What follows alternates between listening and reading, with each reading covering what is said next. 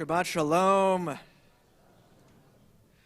Who here has seen the HBO show The Gilded Age?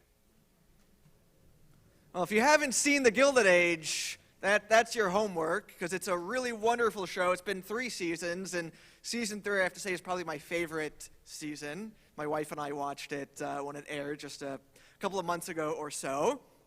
So minor spoilers for season 3. One of the characters is Ward McAllister, who is a real person back in the Gilded Age. He's played by Nathan Lane in one of his finest roles of all time. And he wrote a book called Society as I Have Found It. In that book, he shared stories of the 400, the most important people and families in high society in the Gilded Age in New York. Now, while the book published in 1890 did not mention anyone by name, the stories in the book easily made it easy for New Yorkers to figure out who he was talking about. They obviously knew based on those stories. Now, the book was quite controversial as it was seen as a betrayal of New York's high society. This gossip-filled book led to his downfall as a member of New York's society.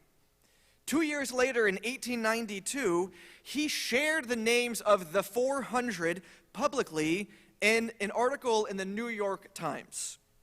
And he wrote the names of the individuals next to the stories in the margins of a book that he donated to the New York Historical Museum.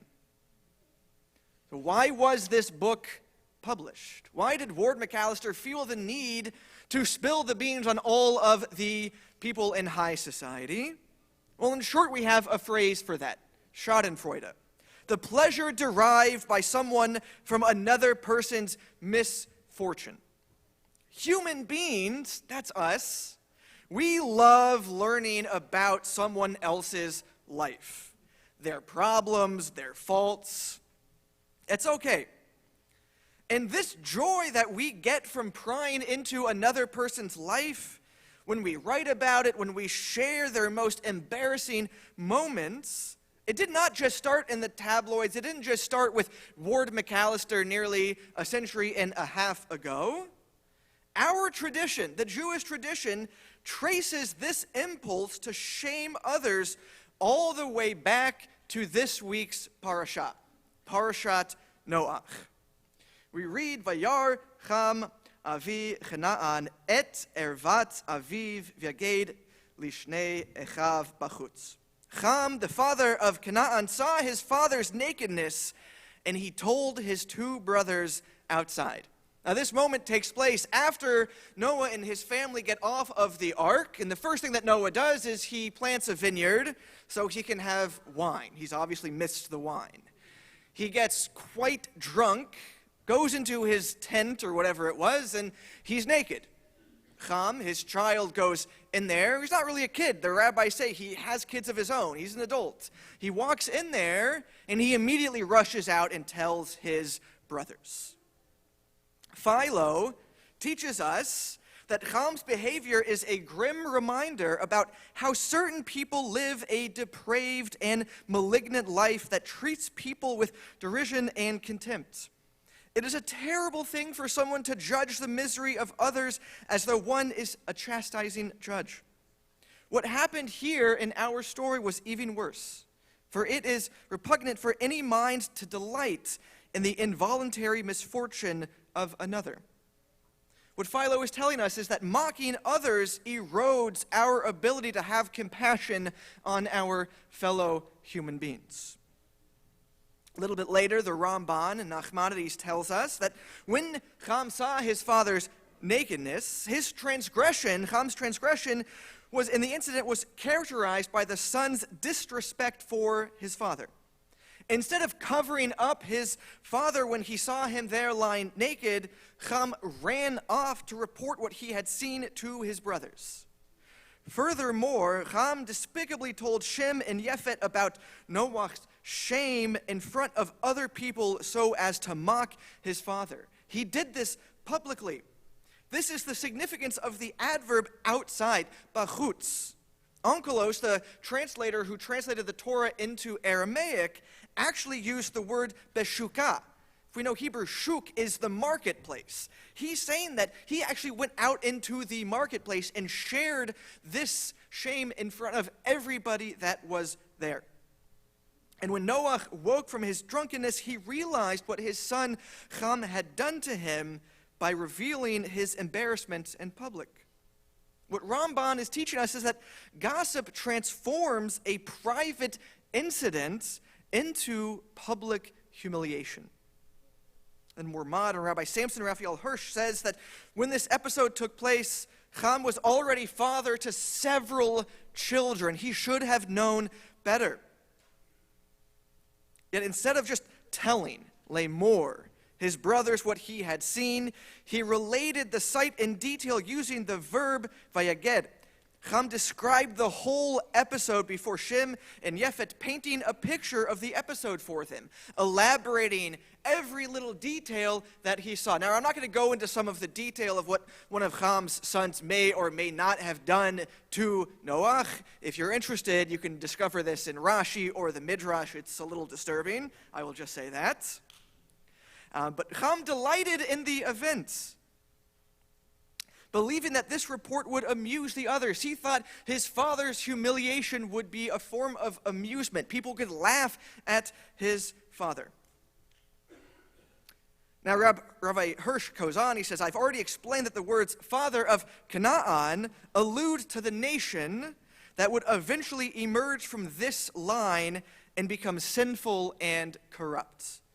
Centuries later, after our story, Israel found itself positioned between two nations from the line of Ham, Egypt and Canaan.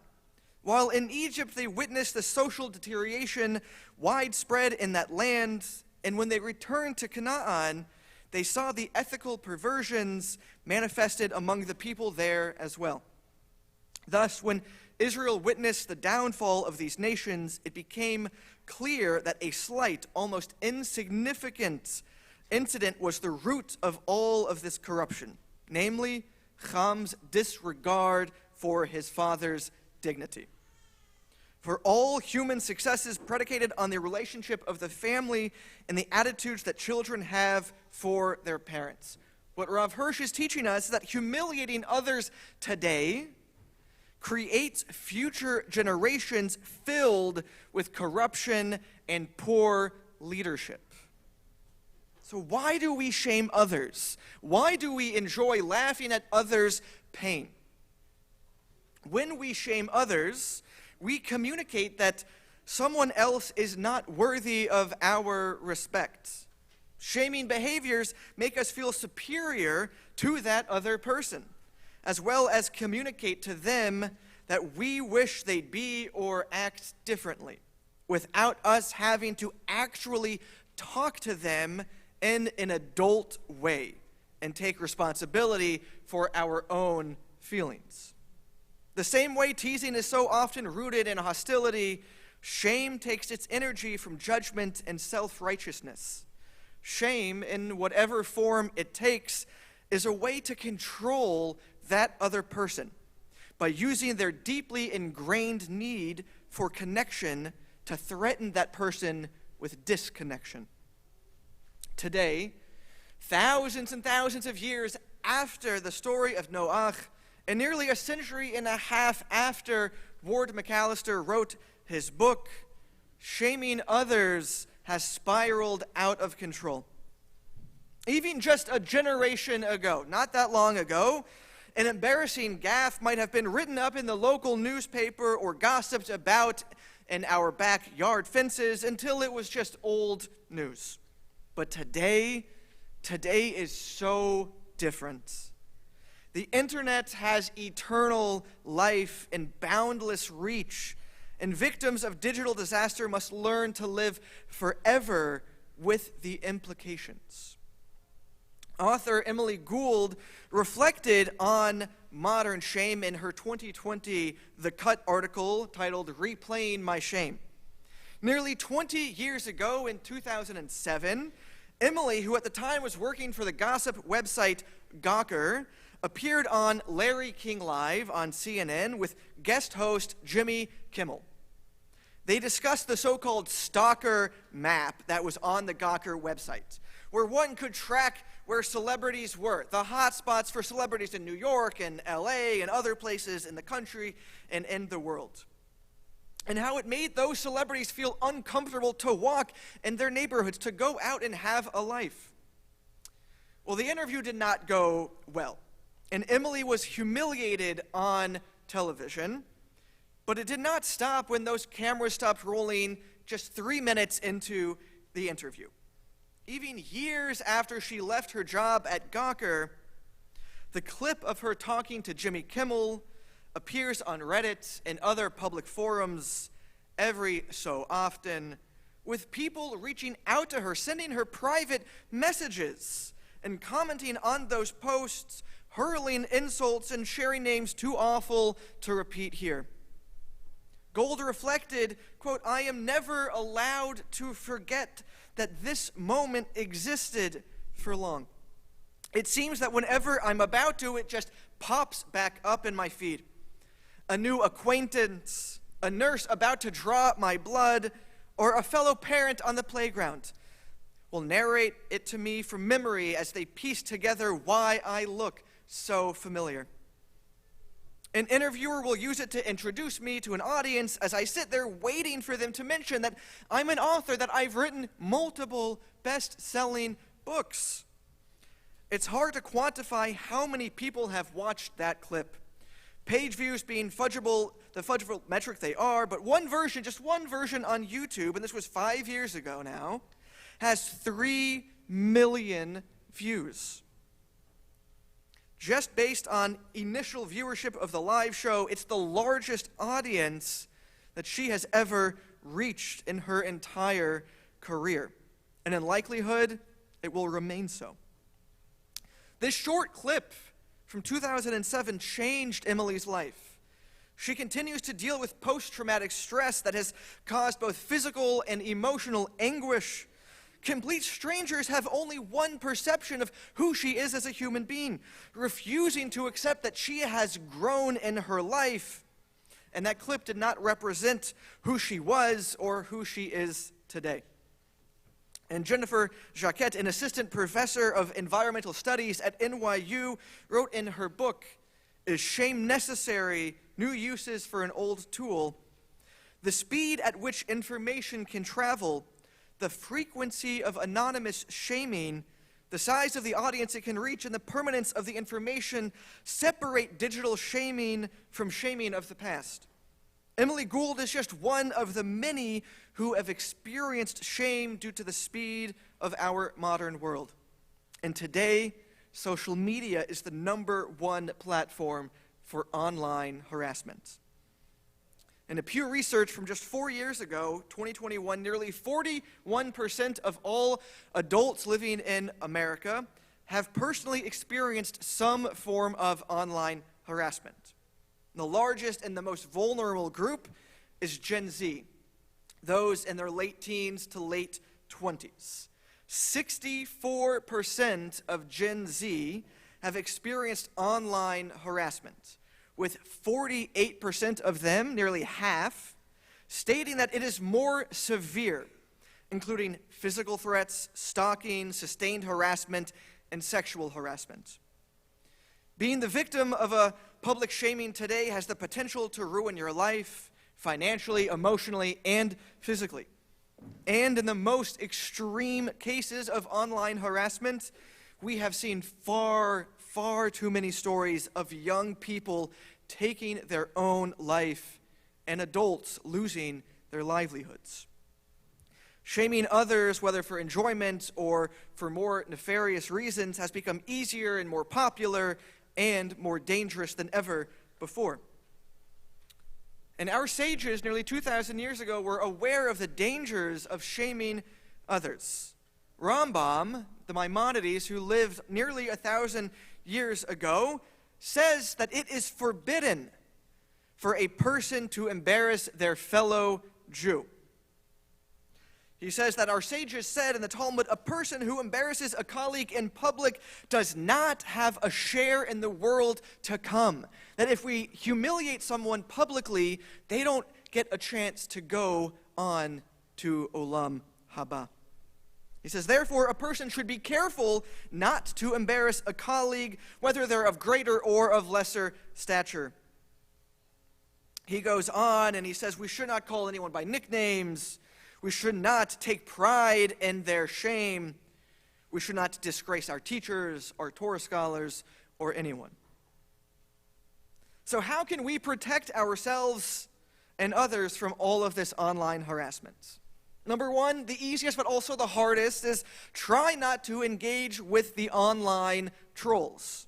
Don't play into their hands and get into a fight online.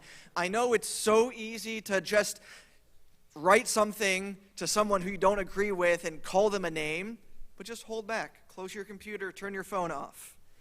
Just ignore the comments, because that troll is then going to find someone else to comment on. If you feel the need to respond, if you absolutely need to do it, just state the facts and don't get emotional. The second one we can do is we can block the offending accounts. I do this all the time. If someone posts something that is anti-Semitic, anti-Zionist, I can just simply block and say, this was harmful. And then it goes off into Facebook or the metaverse, and they usually don't do anything about it. But at least I can feel that I've done a little bit of something. And on the other hand, what can we do to stop this rise in online shaming? How do we choose to not make that snide comment or post that negative review on Yelp or on Google? Call out someone for their beliefs that don't align with our own? Well, the best weapon is empathy.